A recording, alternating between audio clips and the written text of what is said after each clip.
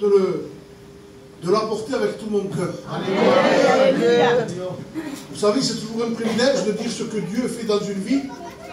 Eh bien, moi, pour ma part, je suis un garçon qui n'a pas eu ce privilège de pouvoir connaître mon papa. Vous savez, du côté de chez mon papa, personne ne connaissait Dieu. Et du côté de chez ma maman, tout le monde connaissait Dieu.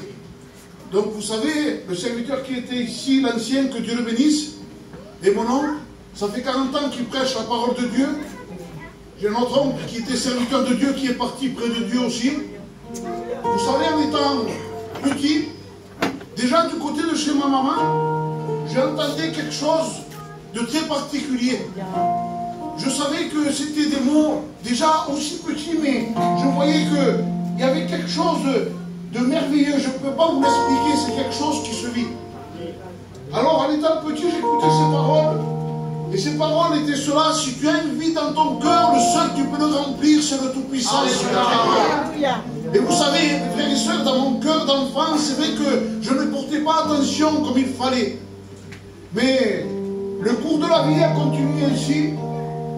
Et du côté de chez mon papa, vous savez, je vous laisse imaginer quand des parents perdent un enfant, il reste un petit-fils, j'étais l'aîné. Donc vous comprenez très bien qu'il me donnait l'amour qu'il pouvait me donner. Donc je ne pouvais pas ouvrir la bouche, j'étais un enfant qui était très gâté. Vous savez, je demandais des chevaux à mon grand-père, il m'achetait des chevaux. J'ai demandé des motos, il m'achetait des motos, il ne savait plus quoi faire avec moi. Mais le cours de la vie faisait que je rentrais dans l'adolescence et je voyais que les autres, au fur et à mesure, ils avaient quelque chose que moi je n'avais pas. Et à partir de ce moment-là, le vide commençait à se creuser dans mon cœur, mais moi je ne le savais pas. Dans mon cœur d'enfant, j'étais un enfant gâté, où moi j'avais tout ce qu'il fallait. Oh, je bénis le nom de l'Éternel.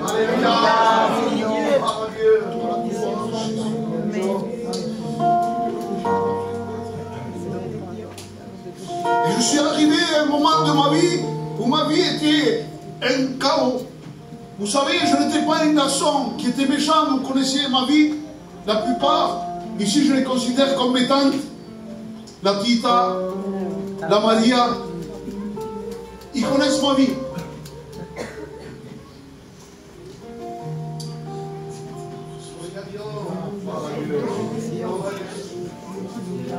Et regardez un peu l'amour, la miséricorde de Dieu.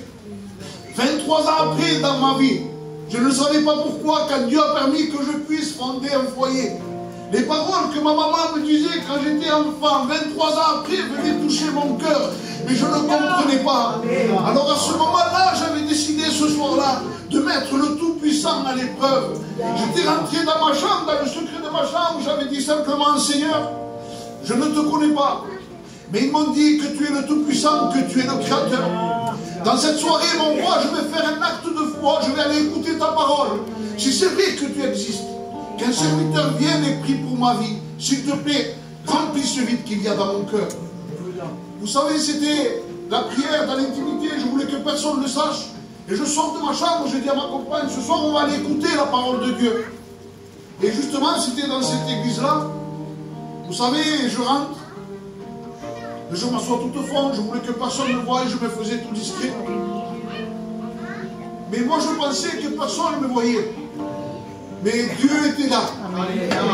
Vous savez, 10 minutes avant, il commençait à chanter des louanges, je voyais déjà qu'il y avait quelque chose ici qui était en train de se passer.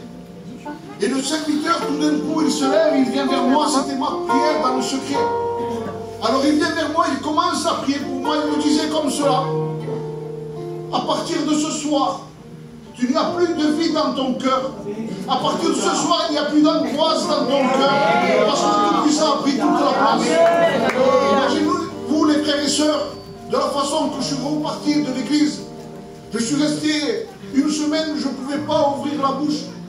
Je pleurais et je disais merci à Dieu. C'était des paroles que moi, je n'avais jamais employées dans mon vocabulaire. Mais le Seigneur n'est pas resté là. 10 jours après, j'étais poussé pour venir écouter la parole de Dieu. Et je reviens à la même église. Et de la même façon, la louange, il commençait à louer le Seigneur. Et le serviteur, Il fait un appel, même pas un appel, il m'avait visé à moi directement. Il m'a dit, le frère qui est au fond, est-ce qu'il peut s'approcher du pupitre? Il faut que je prie pour lui. Et vous savez, j'étais venu avec une conviction de cœur. Je savais déjà que le seul à pouvoir le faire pour ma vie, c'était lui. Alors je m'approche avec cette conviction. Et le frère commençait à prier pour ma vie. Il me disait comme cela: tu vas sentir les enlacements et les caresses que le Père va te faire. Et les frères et sœurs, la vérité, je ne sentais rien du tout, mais tout d'un coup, il y avait notre serviteur qui était assis derrière ce serviteur. Et tout d'un coup, il se lève, il vient vers moi, il me prend d'une façon très particulière. Il me prend au niveau des reins, au niveau du cou, il m'approche de lui. Et il m'enlace d'une façon que je ne peux pas vous expliquer. Et pour la première fois de ma vie, le Saint-Esprit commençait à parler à mon esprit. Il me disait comme cela: c'est l'enlacement et ces caresses, c'est ce que toi tu n'as pas pu avoir sous cette terre. À partir d'aujourd'hui, il me disait comme cela: tu as ton témoignage avec moi. Les frères et sœurs, il me disait le titre de ton témoignage.